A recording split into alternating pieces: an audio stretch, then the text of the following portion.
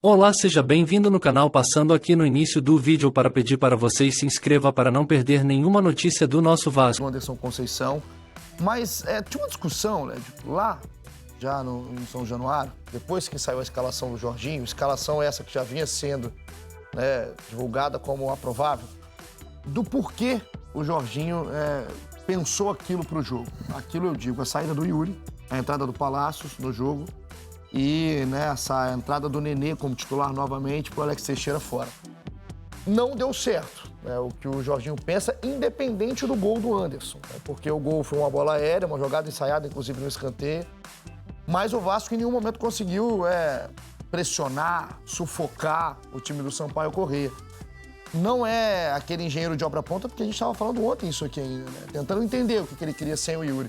Foi mal assim o Jorginho, né, no estudo para o jogo, né, no que ele pensou para a partida, nas substituições? Qual que é a leitura que hoje você faz de um Vasco que agora deixa a missão mais nas mãos do Ituano, que hoje pega o Londrina, do que nas dele? Era só vencer, estava garantido.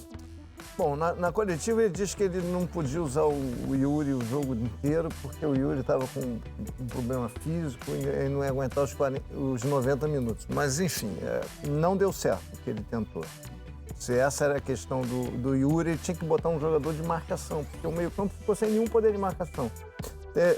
O Ricardinho fez essa leitura e eu concordei com ele durante a transmissão. Sem o Yuri, o Palácio não marca.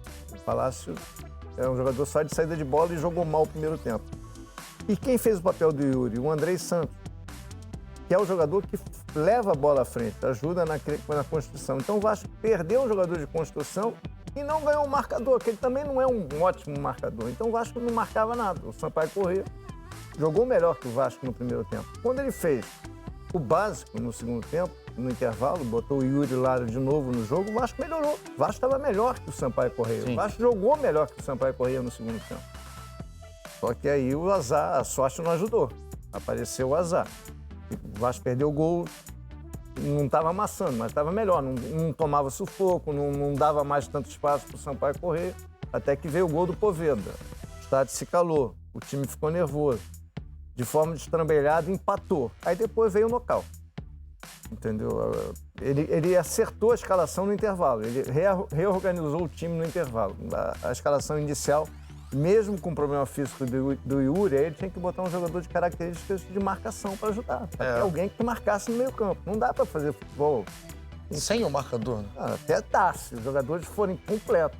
Não é o caso. Se você for um time com posse de bola praticamente de 80%. Não é o caso. O Palácio só joga com a bola.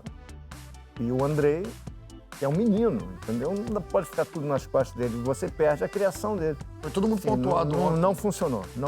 Lá em São Januário, Magno, essa alternativa pelo Nenê de titular, porque você perde o Nenê no banco como alternativa para o segundo tempo, né? Quando ele entra, né, com outro time um pouquinho mais desgastado, o Nenê é um craque. O Nenê até questiona um pouco, porque aí você ganha o Alex pro segundo tempo com o adversário mais desgastado também, né? E aí, muito também a opção do Fábio Gomes, Magno, porque no segundo tempo, depois que ele arruma o time logo no intervalo, ele opta pela saída do Aguinaldo, cansado, né? E aí foi o Fábio Gomes. Aí eu acho que também não funcionou. Aí eu também acho que é mal, né? Teria mantido o Aguinaldo. O Fábio Gomes é jogador para a reta final. Tudo bem que ele ficou com a estrela de ter marcado o gol da vitória contra o Criciúma, mas é um jogador e entrou querendo sair da área, ele não consegue fazer aquilo. Não é a dele. É o jogador para ficar dentro da área esperando a bola pro alto. A toda hora ele recebia a bola por alto. Ou ele fazia falta, ou ele estava impedido. Aí o torcedor enlouqueceu, né? E o curioso é que ontem a gente teve o duelo entre o melhor mandante, ou pelo menos dois melhores mandantes, e um dos piores. Não, o Vasco era um único mandante invicto. Que não tinha vencido, e se eu não me engano, o Sampaio Corrêa tinha 16% de aproveitamento fora de casa. Uma vitória, né? Uma vitória conseguiu essa segunda vitória. Uma noite de sonhos. Claro que essa situação não é o que o Vasco merece viver. Mas diante dela, era o que a torcida vascaína esperava. A sonhada volta à Série A. Acabou vivendo um verdadeiro pesadelo. E nesse pesadelo, dá para chamar o Fred Brugger de toda essa situação, pelo menos é o grande vilão que a torcida do Vasco tem colocado nessas últimas rodadas, é um dos jogadores mais criticados, Led, o Thiago Rodrigues. O Thiago ontem, pelo menos na minha humilde opinião, acabou falhando no primeiro gol, que é um chute de muito longe e no canto dele. Estava até conversando isso em off com o Igor. E também no terceiro gol, que a bola vai em cima dele. Eu queria que você falasse um pouco do momento do Thiago e do momento do Vasco. Como é que isso acaba casando para o Vasco não ter subido ontem, por exemplo, que era a grande chance de confirmar esse retorno na Série A? Acho que ele teve alguns instantes interessantes na Série B, bons no estadual, mas a Série B dele não foi boa. Eu acho que ele perdeu velocidade em algum momento da temporada. Eu acho que o Vasco tem que buscar um goleiro para 2023, um outro goleiro. Talvez mantê-lo como reserva ou emprestar, enfim, não acho que ele seja a solução para o Vasco, mas não é o único culpado. Sobre os gols, ontem eu e o Ricardinho estavam na transmissão, a gente considerou que o primeiro gol ele não falhou. Eu ouço muito o ex-jogador, né? O Ricardinho ele não falhou, eu entendi assim também. Porque o chute foi forte, foi muito bem feito, a bola passou debaixo da perna do Boza e a impressão que a gente teve na hora, na transmissão, é que a bola, quando ele viu, a bola estava muito em cima dele. Esse foi o nosso veredito ontem, meu e do Ricardinho. Vendo o lance hoje de novo, eu concluí algo um pouco além. Eu acho que ele pulou atrasado. Ele pula atrasado. O segundo gol, enfim, ele tentou tirar com o pé, mas a bola foi pro centro, aí não tinha muito o que ele fazer. O terceiro gol, eu inocento ele. A bola vai em cima, mas a bola vem com muita velocidade, ele teria que ter um tempo de reação de goleiro 5 estrelas. Goleiro de seleção, entendeu? Ele não é. Quantas estrelas o Thiago tem?